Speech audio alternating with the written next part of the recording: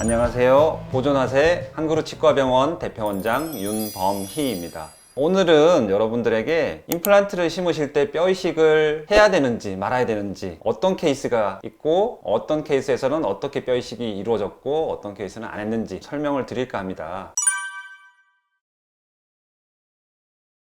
이전에 이제 비슷한 콘텐츠로 내용을 찍었을 때 여러분들께서 뼈 이식을 무조건 안 해도 된다, 이런 기대를 하신 분들도 있으셨던 것 같은데, 환자분들마다 치아 상태가 다르고 어떤 조건에서 뽑고 얼만큼 염증이 방치된 상태에서 뽑는지에 따라서 케이스가 워낙 다양하기 때문에 케바케일 수밖에 없는 주제인 것 같아요. 그리고 이제 임플란트 할 때 뼈 이식을 무조건 하면 좋은지를 아시는 분들도 있고, 반대로 뼈 이식을 무조건 안 하는 것이 좋다고 생각하시는 분들도 있으세요. 일단 기본적으로 내 치아든 임플란트든 평생 저장력을 견디면서 살아야 되는데, 매일매일 음식물 씹을 때 생기는 저장력을 견디려면 기둥이 임플란트든 자연 치아의 치근이든 이것들이 뼈에 잘 잡혀 있어야 될 거잖아요. 그래서 임플란트를 심을 때도 이왕이면 적절한 길이 그리고 적절한 두께의 임플란트를 심으려고 노력을 많이 하는데, 그러기 위해서는 그 적절한 길이와 두께의 임플란트를 감쌀 수 있는 충분한 양의 뼈가 있어야 돼요. 물론 처음부터 뼈가 많은 분들도 있고 타고나게 뼈가 적으신 분들도 있어요. 그리고 처음부터 뼈가 많았지만 관리 소홀하고 정기적인 검진을 놓치시면서 뼈가 많이 없어진 분도 있으시고요. 물론 내 뼈가 무조건 제일 좋다라는 것은 불변의 진리예요. 하지만 어쩔 수 없는 상황에서 내 뼈가 없어졌고, 없어진 내 뼈가 어떤 수단을 쓰더라도 자연적으로 생기기 힘든 조건일 때는 차선책으로 인공적으로 만들어진 뼈를 이용하여 그 임플란트를 감쌀 수 있는 힘을 보강해줘야 된다고 이해하시면 좋을 것 같아요. 그래서 임플란트 할 때는 임플란트를 심어야 될 부위에 적절한 잇몸뼈가 굉장히 중요하다라고 생각을 하시면 될 것 같아요.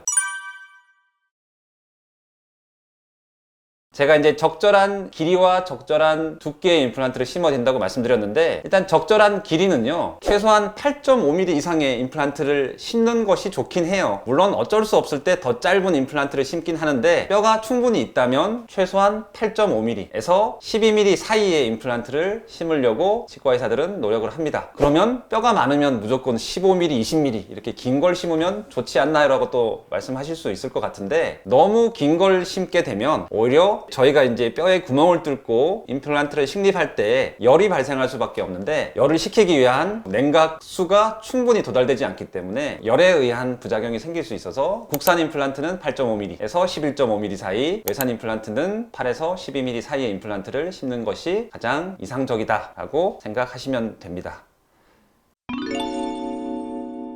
첫 번째는 가장 많은 케이스인데요, 보통 3개월 정도를 기다려서 뼈 이식을 안 한 케이스를 보여드리도록 하겠습니다. 제가 치근단 절제술을 워낙 많이 하고 전문으로 하기 때문에 치근단 절제술을 할 수 있는 줄 알고 저한테 상의를 오시는 분들이 굉장히 많으신데요, 안타깝게도 그중 제 느낌은 3분의 2 정도의 환자분들은 치근단 절제술을 통해서 치아를 살려서 만족스럽게 쓰실 수 있는 분들이 계신 반면, 3분의 1 정도의 확률로 치아를 살리지 못하는 분들도 많이 있으세요. 하지만 이런 경우는 적절한 진단을 통해서 어떤 수단을 써서라도 되지 않는 경우는 빨리 뽑아야 되거든요. 오늘 소개해 드릴 환자분은 43세 여성분이셨는데, 왼쪽 아래 제일 후방 치아 보면 뼈 소실이 이렇게 보여요. 제가 치근단 절제술 할 수 없는 케이스를 설명드릴 때, 치근이 수직으로 파절되었을 때 파절된 부위를 붙일 수 없기 때문에 발치를 해야만 된다고 말씀드렸고요. 방금 보여드린 엑스레이 사진이 전형적으로 치근 수직 파절에 의해서 주변 골 소실이 된 양상이세요. 그래서 발치 진단을 내렸고요. 다행스러운 거는 이 환자분 같은 경우는 너무 늦지 않게 오셨어요. 치근 파절로 인해서 골 소실이 일어나는 초기 정도에 오셨기 때문에 아직은 수직벽이 치조고래의 외측 벽들이 온전하게 대부분 살아있는 상태셨어요. 이런 경우에는 염증의 원인이 되었던 치아를 잘 발치를 하고 염증을 잘 긁어낸다면 자가골이 형성되는 것을 충분히 기대해 볼 수 있는 케이스였어요. 그래서 발치를 하고 3개월을 기다리고 자가골이 형성된 걸 확인하고 추가적인 인공 뼈 이식 없이 자기 뼈에다가만 임플란트를 심은 케이스세요. 이런 케이스에서 주의해야 될 것은, 상방에 있는 치아가 하방에 맞닿는 치아가 없어지면서 아래쪽으로 내려올 수 있는 경우이기 때문에, 치아가 발치가 되고 자연골이 형성되고 임플란트를 심고 기다리는 기간 동안 위치아가 내려오지 못하게 주변 치아에 이렇게 와이어를 연결해서 자리를 유지시켜주는 게 굉장히 중요합니다. 그래서 다음 사진을 보여드리면 이렇게 이제 해당 치아가 제 눈에는 이제 J자 형태의 이제 골 병소가 보이고 치근 없는 파절로 진단이 되었고, 발치를 하고 이제 3개월 동안 기다렸더니 자가골이 식은 뿌리, 원래의 뿌리와 염증이 있던 자리에 잘 형성되셨어요. 그래서 형성된 자리에 임플란트를 심고 잘 마무리한 케이스다라고 생각하시면 될 것 같아요.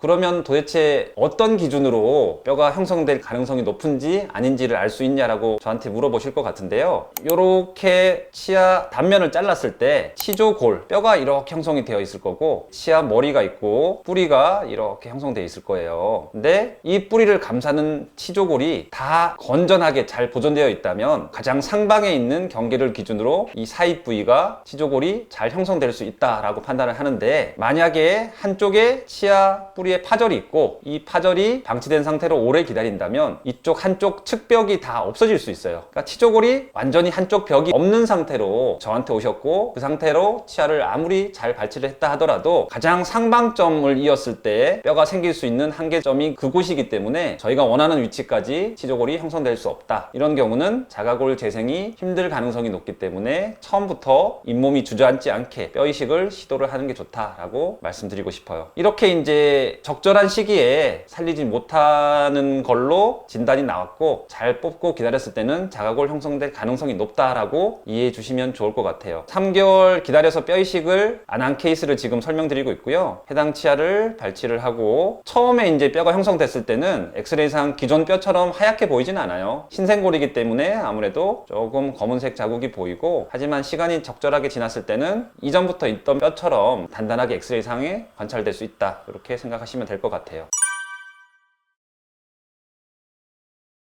어떤 치과에 갔더니 뼈 이식을 안 해도 된다, 어떤 치과에 갔더니 뼈 이식을 무조건 해야 되는데 뽑자마자 바로 해야 되는 경우도 있고, 6주를 기다렸다가 심을 하는 케이스도 있고, 3개월을 기다렸다가 6개월을 기다려라, 이렇게 이제 말씀을 드린 분들이 많거든요. 이거는 이제 원장님들마다 술식에 따라서 뭐가 옳다 뭐가 그르다고 제가 판단할 수는 없지만, 제 기준에서 설명을 드리자면, 일단 6주라는 시간은 치아를 발치하고 제대로 된 경조직이 형성되기는 좀 힘들다, 거의 불가능한 기간이라고 생각하시면 돼요. 그러면 왜 일부 치과 의사들이 6주라는 발언을 하느냐? 제 생각에는 6주라는 기간이 치아를 발치를 하고 염증 소견이 없어지고 골 형성 능력이 올라와 있는 단계거든요. 골은 형성되어 있지 않지만 골을 형성하려고 하는 여러 가지 조건들이 맞기 때문에 그 시기에 임플란트를 심는 원장님들이 있다. 하지만 경조직이 형성되어 있지는 않기 때문에 뼈 이식을 하긴 해야 된다, 6주라는 기간은, 라고 생각하시면 좋을 것 같아요. 그리고 이제 3개월이라는 기간은 방금 보여드린 케이스처럼 염증이 심하지 않고 주변 뼈들이 잘 남아있는 경우에는 경조직까지 충분히 형성될 수 있는 시간이다. 그래서 3개월이라는 수치를 말씀드린 거고요. 엑스레이 또는 CT상으로는 마치 이제 단단한 잇몸과 같이 보일 수도 있어요. 하지만 실제 잇몸을 절개를 하고 들어가면 임플란트를 심기에 적절한 최소한의 강도를 가진 뼈가 형성되어 있다. 그리고 임플란트를 심고 나서 임플란트랑 골이 결합하는 동안 같이 골 경도도 올라간다, 이렇게 생각하시면 될 것 같아요. 그래서 3개월을 말씀드린 거고, 3개월보다 더 기다리는 건 어떠냐? 물론 더 기다리는 거는 괜찮아요. 하지만 3개월로도 충분히 임플란트를 심기 위한 골강도를 가지기 때문에 굳이 치아가 없는 상태로 더 오래 기다릴 필요는 없다라고 이해를 해주시면 좋을 것 같습니다.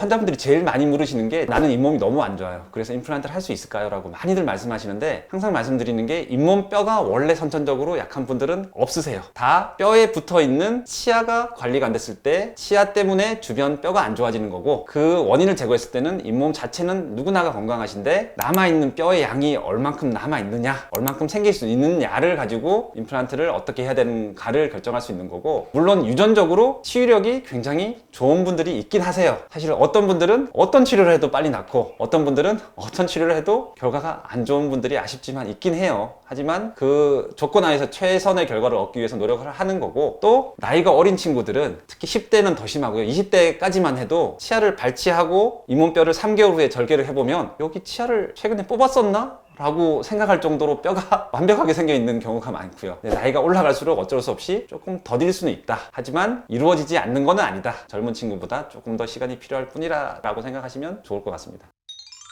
저희 한그루 치과는 뼈 이식을 무조건 권하지는 않습니다. 어느 것이 환자분들 주어진 기간과 주어진 비용과 주어진 조건에 맞는지를 상의하고 환자분들한테 좋은 결과를 얻기 위해서 노력하니까 무조건 뼈 이식을 하지는 않는 한그루 치과 관심 가져주시면 더 감사드리겠습니다. 오늘도 저희 설명 들어주셔서 감사드리고 건강 챙기시고 좋은 하루 되시길 바랍니다. 감사합니다.